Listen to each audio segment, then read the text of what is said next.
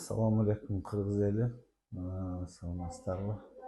Мен сиздерге кайрылганымдын себеби укам Бекиев Абдыкалык Россиядан оор акыбалда келип больницага түшүп калды ушу гепатологияга.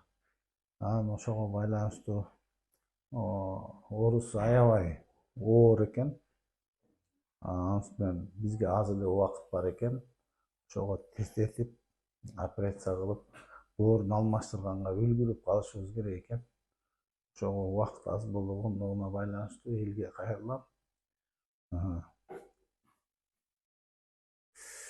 Колуңуздардан келсе жардам берип туруңуздар. Сураныч. Урматтуу элим, кадир карабай жардам берип коюңуздар.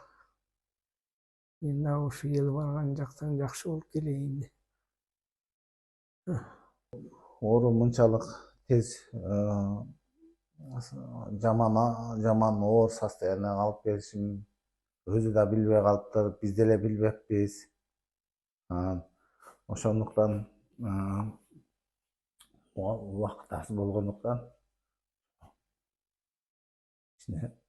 неме болуп турат да. Bir tuğanга bir tuğan kuyut, bir tuğandı bir tuğan sürüy. Çalınsan yolda kaldırbay, bir tuğanın canında жүрөй.